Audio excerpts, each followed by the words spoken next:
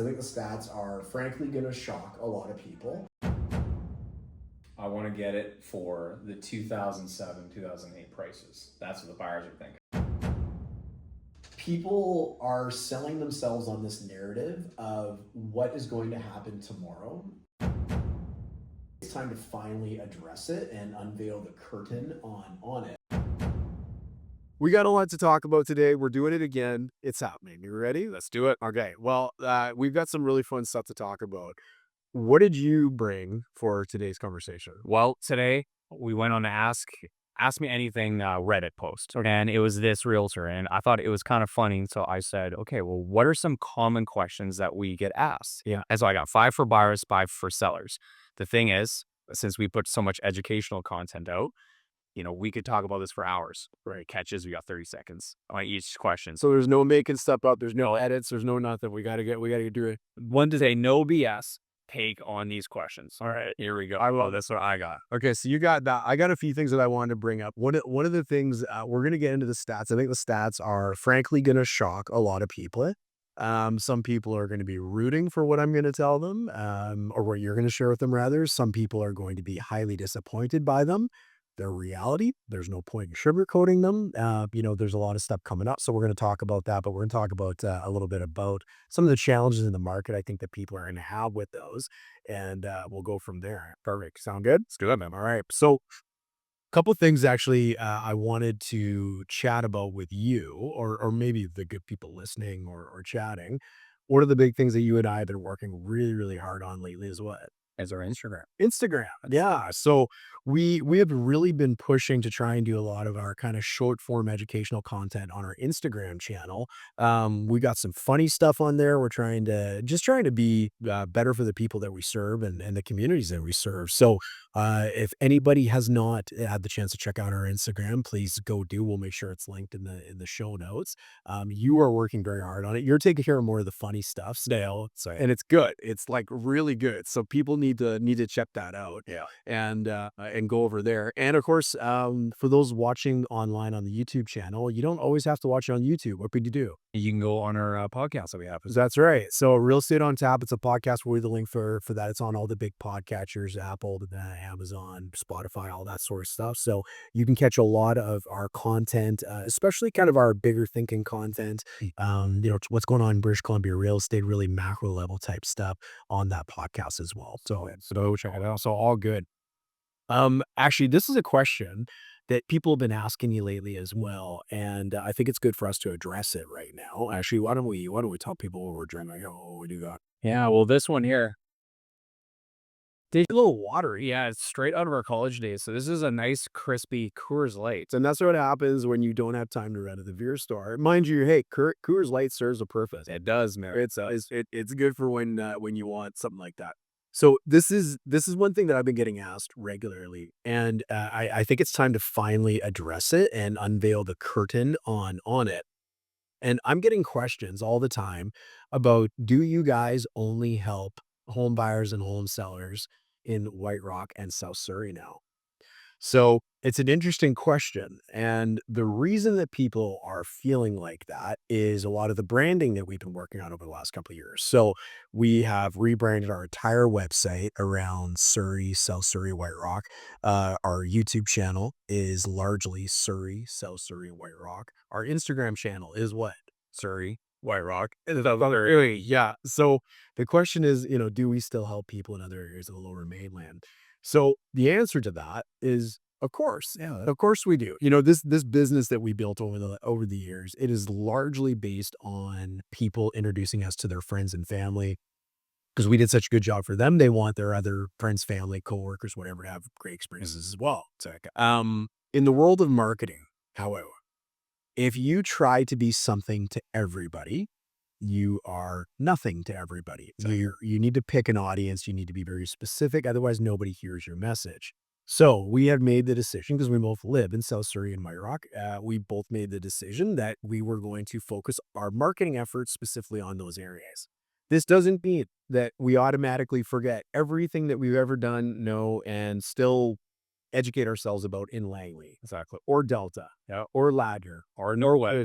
Yeah. Yeah, or Burnaby. right. Yeah. So for anybody that's kind of had that question or had that concern, I think that probably sums it up pretty good. So Yeah. you're going to see a lot of stuff pumped out specifically about those areas because we are trying to have people hear us in our marketing rather than just being another voice in the crowd that has no real kind of direction at the light or in the night sort of thing. So, anyways, I thought that was interesting. Yeah. What is coming up on September the 17th? It's the rate cut we're all looking forward to. Yes. So will it happen? Will it not? You can follow our Instagram. We'll obviously post about that right away, sort of thing. But there is a lot of people kind of banking that that is going to be the case. The Federal Reserve, the U.S. Federal Reserve, is also going to be making an announcement that day as well.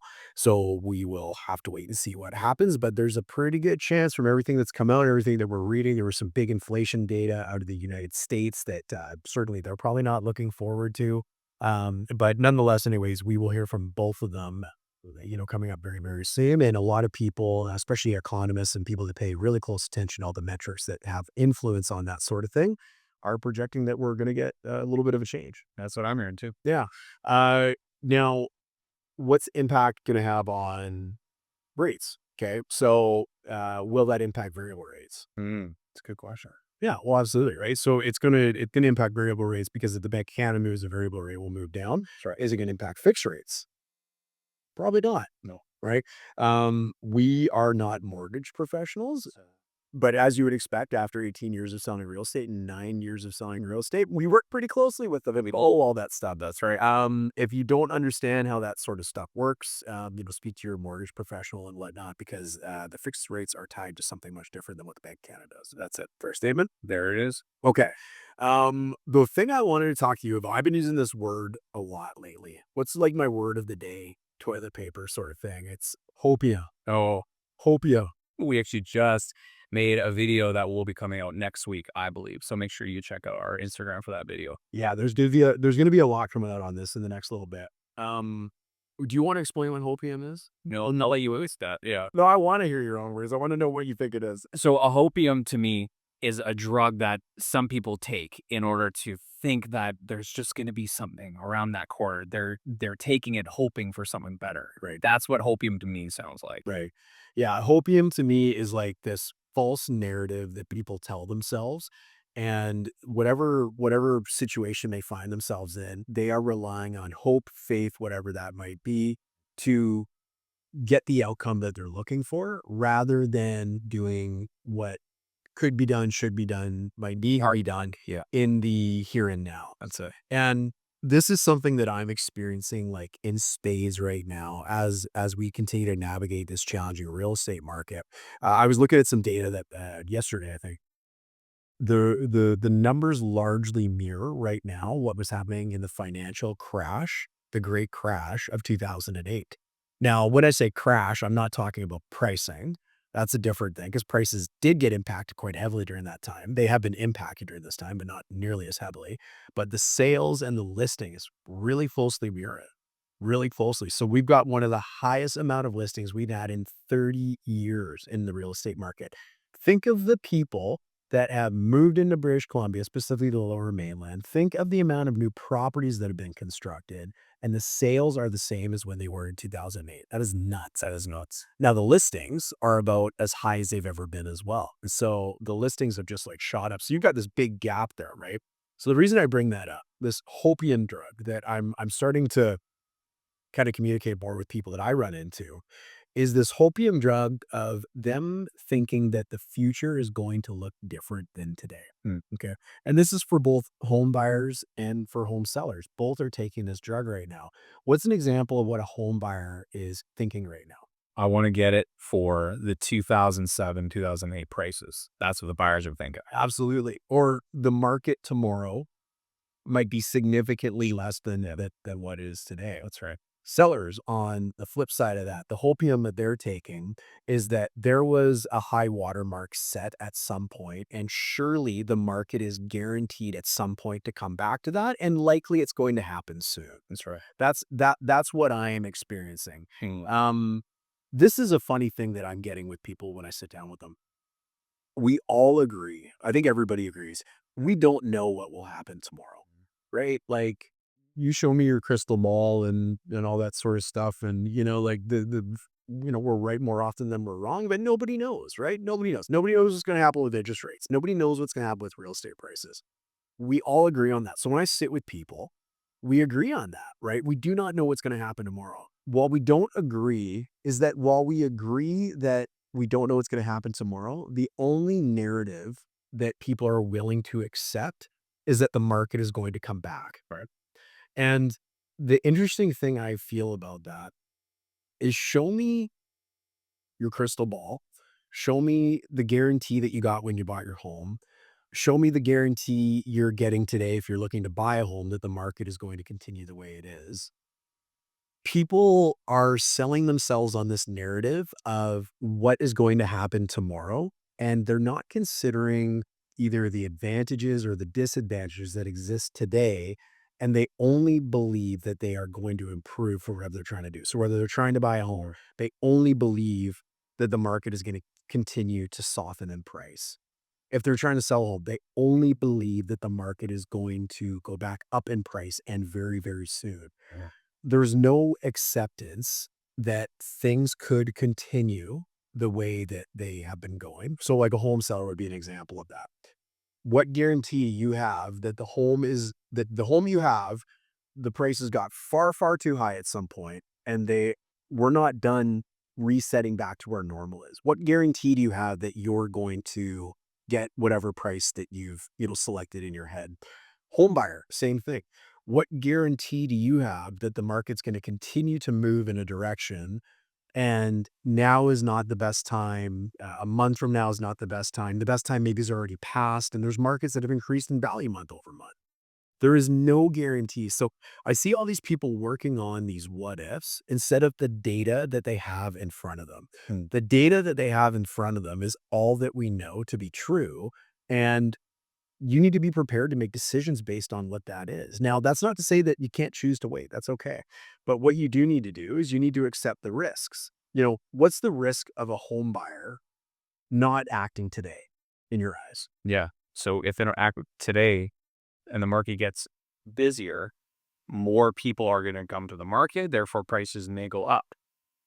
Is that where we're going with that one? Yeah, well, 100%. But yeah, like if I put a home buyer into a room with no windows and one light bulb hanging from the ceiling and a notepad, and I said, I want you to describe the most perfect conditions in a real estate market to purchase a home in, it would look very much like it is today, right? It would be almost like word for word, exactly how the story reads, right? Yep. Tons of inventory, prices are down, sellers are fearful, interest rates have come down, all that sort of stuff, right? Right. It looks very, very similar to what it has today. The advantage of them waiting. So let's say, somebody's waiting to buy a home, and I was looking at some condominiums the other day where the market over the last 6 months have come down about $20,000 for these condominiums in my particular neighborhood. Okay. So they waited 6 months of paying rent, or a person may have waited 6 months of paying rent as an example. But who's to say that the market might not change tomorrow? Okay. And what happens if the market starts to improve? Well, now you have more people that want to buy. You've got less selection. You've got more competition on the better listings. Do you think you're going to negotiate once sellers get wind of that, if that was to happen? Do you think sellers are still going to be as prepared to negotiate as strongly as they are today? Definitely not. We just negotiated an offer on a detached home in Surrey. We got $100,000 off the asking price. If the conditions were to change, or the narrative was to change even slightly, do you think you're getting $100,000 off the asking price in that case? No chance. You probably would get normally like 25,000. Yeah, a few percent. Right? Because the seller in that case is making up for where they're fearful of the market going, right? So if and when that was to happen, what is riskier for the buyer? And I'm not, this isn't pro like run out and buy sort of thing, but nobody seems to want to weigh those things. In a seller's case, let's flip the script a little bit. The market continues to soften. Well, there's people out there that need to move. They have to move for various reasons, or it makes a lot of sense for their family at this current time. But they're holding on to this narrative that their house owes them something, or the prices are going to come back to where they were, and they might. We don't know. We don't know, right? Nobody knows. That's key. But what if it doesn't? What if the high water mark was way too high and the prices end up coming down even further? And that's where the new normal is. And we sit in that new normal for the next 6 years or whatever that might be. Think of your family, right? Let's say you guys want to upgrade into a bigger space. Would you rather deal with what you have now, or would you rather live in that same condition for the next 6 months, next year, 2 years, 3 years, 4 years, 5 years, 6 years, whatever that might be? And the amount of people that aren't willing to accept that the market can go that way, because it's been going that way for quite some time, right? Versus the people who are actually saying, this is the data, I can see what's happening. There's a good chance that it probably won't be as good tomorrow as it is today. So I'm going to put my house in a position to transact today rather than just hope and pray. It's astounding to me. It's absolutely astounding to me. The high water mark that prices did in like 2022, that set a price anchor. It's called a price anchor, right? So now and what that does, that creates loss aversion, right? We feel like we are losing money. And this happened with everybody. This happened with everybody's property. My home, I could have got this at one point. Well, I mean, the amount of times I hear that is incredible. I'm even guilty of that as well too. But as am I. Everyone does. As am I. As am I. I am guilty of it as well. So we have this loss aversion saying, well, or we had this price anchor rather that says like, well, I could have got that. And then we start feeling what's called loss aversion. Well, I've already lost $100,000. I don't want to lose anymore. And then the mentality is, well, I'm going to price my home at a price that I think it should transact for without any regard for what the rest of the community is doing, characteristically similar homes, all that sort of stuff. This is in the eyes of a seller, okay? This is called the endowment effect, okay, in psychology. Do you know what the word endowment means? I'm going to put you on the spot. Endowment. I'm not gonna make it. No. No, it's okay now. All right. You know what? Be fair. I don't know that I could describe it either. But the endowment effect is like, it's like loss aversion. Okay. So there was a study done. This is really interesting. There was a study done where the psychologist gave people coffee mugs, and there was other coffee mugs that were available. The coffee mugs that they gave people, so it was theirs, it was theirs. They didn't want to lose anything. They figured that the value of those coffee mugs at the end of the study were double the value of the same coffee mugs that didn't belong to them. That's the endowment effect. Okay. So this is what's happening with people. It's the endowment effect. My house owes me something. I could have, or I should have, or I would have got this at that time with very little regard for what the market's actually doing and what the actual, the buyers are thinking of specific properties and the values of which to actually allow them to transact. Right now, I don't want to suggest it's that easy. Selling a home is a highly emotional thing. There's lots of opinion. There's lots of emotion involved. It's not easy. And sometimes it's not easy to really see through those clouds and whatnot.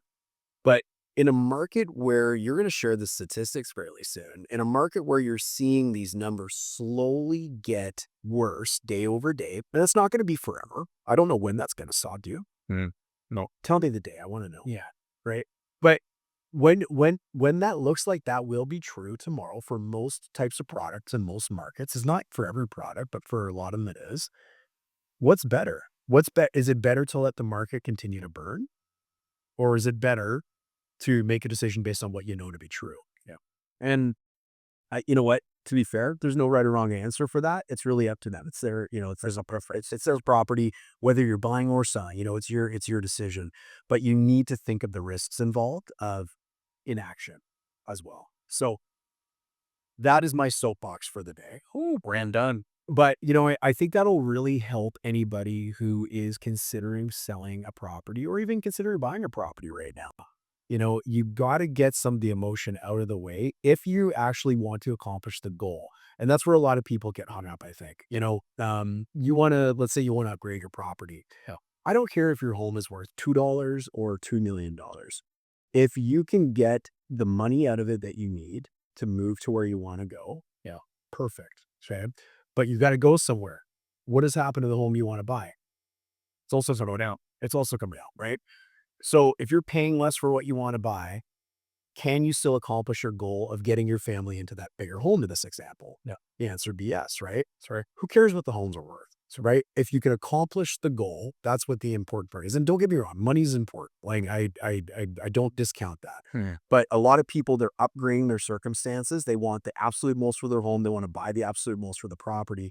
Don't forget that properties come down as well. But if you can still accomplish your goal and make that happen within reason, Mhm. then it makes a lot of sense, That's right. right? So You have a very, well, not famous, but famous to me is you have a very good saying of the tide rises and lowers all ships, right? So it doesn't matter what the market is doing.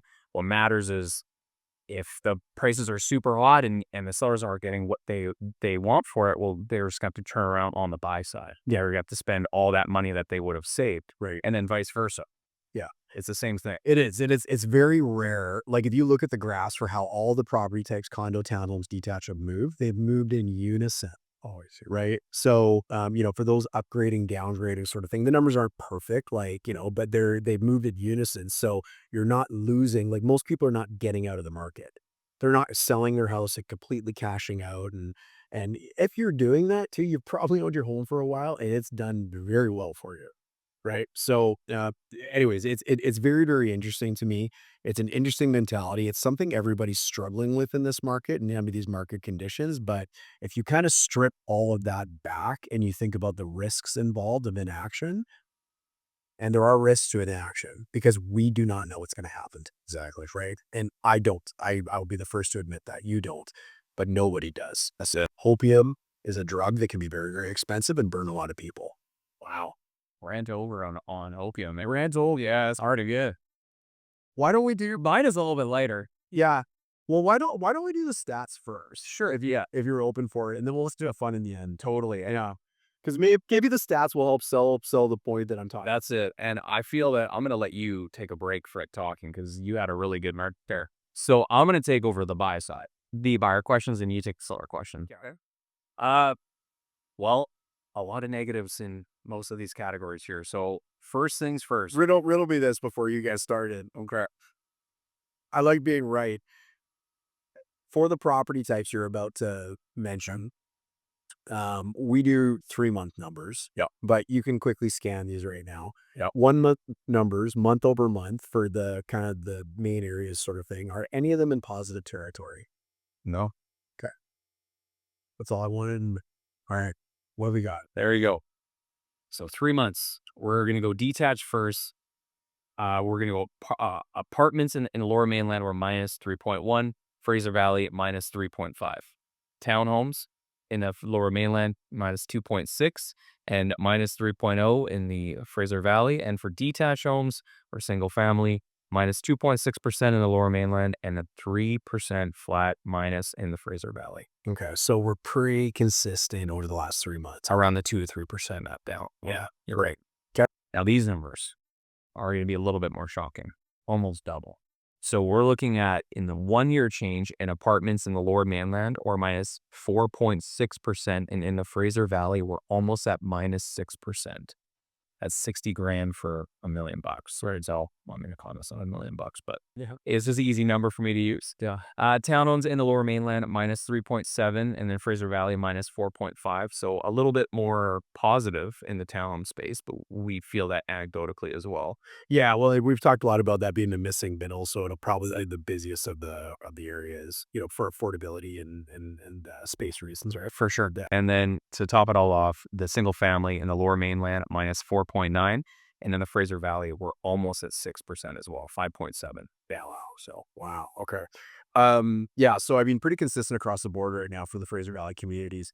Anecdotally, I've noticed this. I don't know if you've noticed this too, but I feel like the entry level stuff is starting to see a little bit more action for sure. And foot traffic, whether it's private showings, that sort of thing, but like condominiums specifically, and this is where I'm kind of interested in the market, is first time buyers have been gone for 3 years, right? They've been very, very few and far between.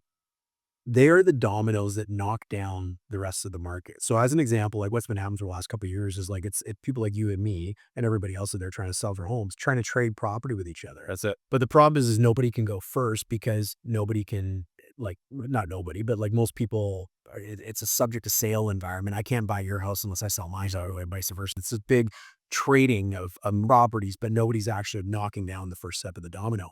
Those first-time home buyers seem to be a little more active than they once were. Would you agree with that? I would agree. Yeah. Yeah, like we've had some that have come to us for help recently, a lot more than where, that's been in the last little while. And I'm curious, like, we've got improved interest rates from where we've been. We've got improved inventory from where we've been. You certainly just showed that prices have come down from where they were. They're starting to create maybe those conditions where people say this is feeling like it makes a little more sense right now. That's what I'm hearing. That's what I'm seeing out there. My curious kind of question is, does that start knocking down other dominoes in the real estate market? Yeah. Well, it feels to me, and you can comment on it too. It feels like we're in a bottleneck here. So you have your property ladder. So it starts from your studio to one beds, and then it goes up to your, call it, forever home, right? So you have the people who are going to retire and then downsize. That's kind of the end of the property ladder. And the beginning of the property ladder is, you're right, the first-time home buyers are the new to the market, where you're going into the one bed. So if you eliminate the one bed and the new, or will come the first-time home buyers, but you also have the people who are holding on to their property at the very final end.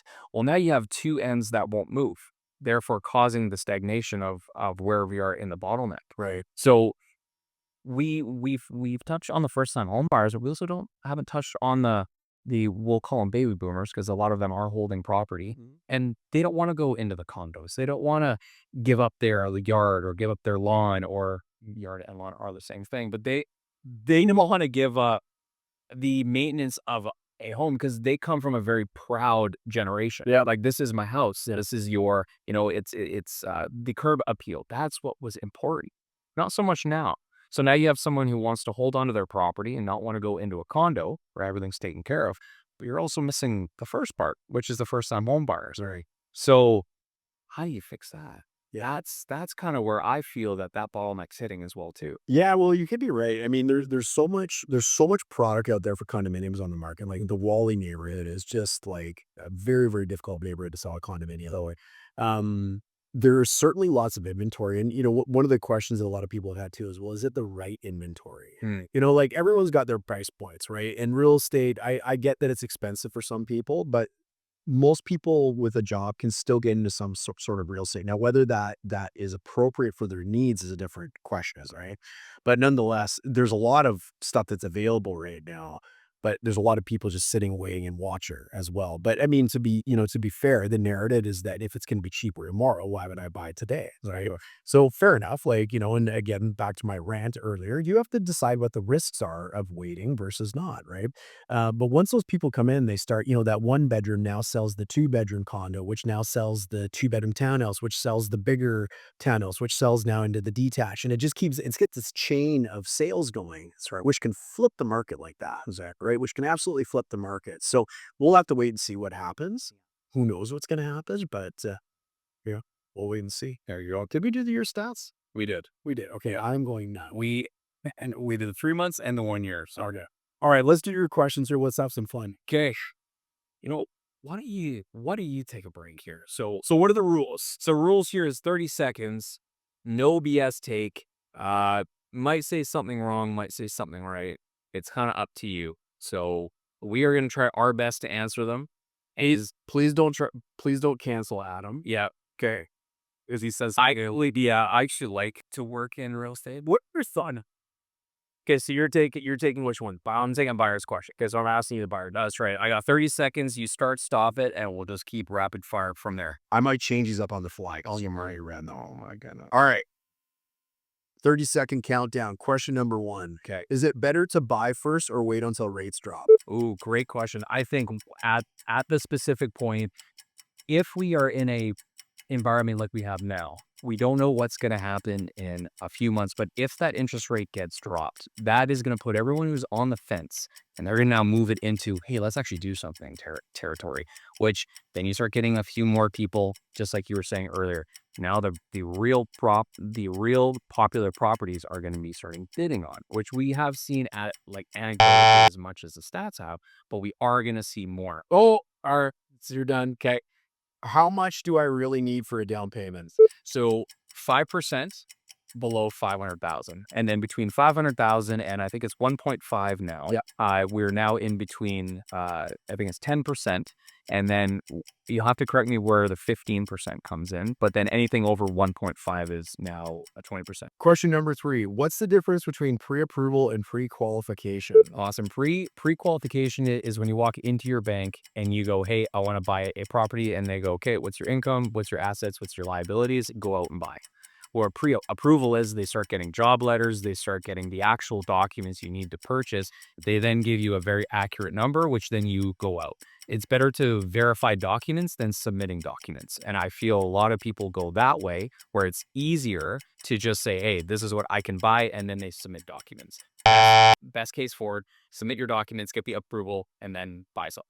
Or you verily got that one. Snuck by. Bonus point. Do most people go shopping when they get a pre-approval or a pre-qualification? And that's wrong, ladies and gentlemen. Do it the right way, please. Don't let your mortgage professional be lazy. For a mortgage And most are. I don't want to say that, but make sure you get your proper pre-approval. coming down. If you don't know, don't yourself train. You appreciate it. Okay, number 4. How do I know if a home is actually a good deal? Oh, great. So you take what the condition is, and then you do a market analysis from there. So we call it a comparative market analysis. You get a good baseline price for it. Best thing that you want to do is take that price, consider it to the asking price, and go, hey, this is a great value because it has X, Y, Z. It marks all of your boxes. And if you can get it for under the price that it's valued at, it's a pretty dang good deal. What is more important, asking price or value? Value. Boom. Question number 5. What makes an offer stand out to a seller? You're not going to get that one. No, I'm not. So what I notice is that turns that are favorable to the seller will more likely go. So we're talking about closest to the asking price.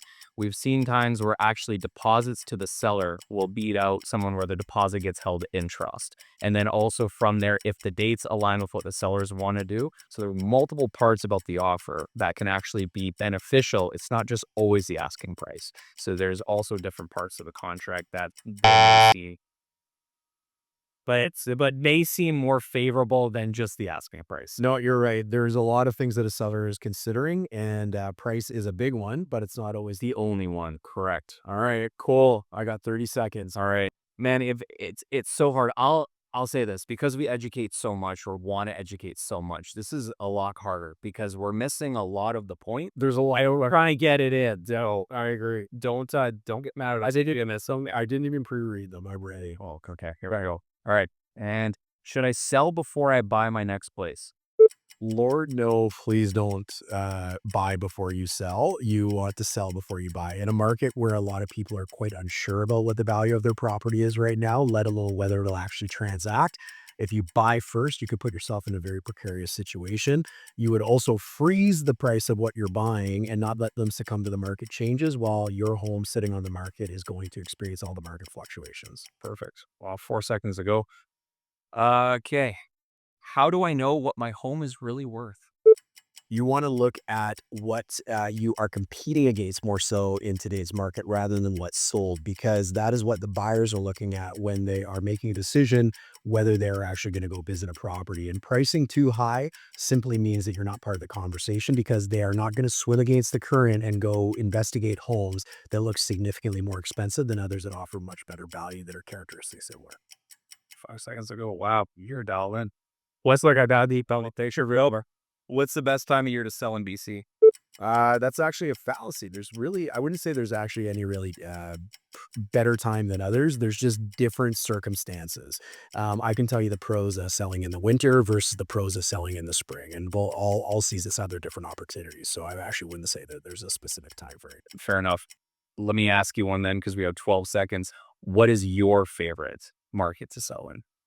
I like selling in January, which is in the winter months, because nobody else is doing it. And, there's great quotes about if you want what everybody else has, obviously copy them, but going against the grain is obviously better than doing a lot of things. So, well, thanks for the bonus answer there. Okay, how much should I spend on staging or upgrades? But I'm going to say instead of upgrades, we'll say renovations as well. Or is this in the context of selling a home? Correct. Okay, so there's only a few things that really kind of punch above their weight in terms of investment. That's typically floors and painting, unless there is something that is so obviously needing to be done and it's been overlooked or it's just so beat up and it's creating a really big issue. Most of the times, putting money into something, you're really gambling with that money, hoping you're going to get it back or even win and get more with it. Oftentimes, it's just better to deal with that in your asking price rather than try and gamble that. Fair. Boom. We're at 30. I'm kneeling. Yeah. Excellent. Professional amateur here. That's how it works.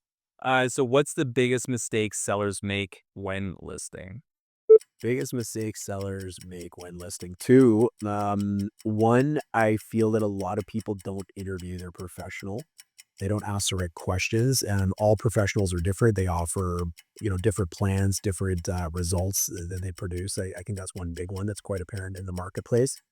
The other one is they price their home thinking that they can always negotiate it down, and they just are a ghost to the actual buyers out there. They really impact themselves because buyers don't even see this part of the conversation. There you go. That was 31. That was 31 seconds. All right, guys. He is disqualified. You're qualified. That was fun. I like that. Yeah. So we'll find and we'll see kind of as this goes by, we'll get other questions too, because I bet there's a ton of questions, especially within our industry. And having those ask me anythings, I try to stay away from some of the politically charged ones and stuff like that because we're not trying to be canceled here. So these are the very entry level questions where maybe you don't have time to sit through one of our 15-minute videos on YouTube or even some shorts, but this can help at least get the tail end of our monthly stats and give you something that you maybe learned maybe along the way too. So Yeah, 100%. So for anybody watching this, listening to this, if you need help navigating the market, you like my very direct or I just very direct styles,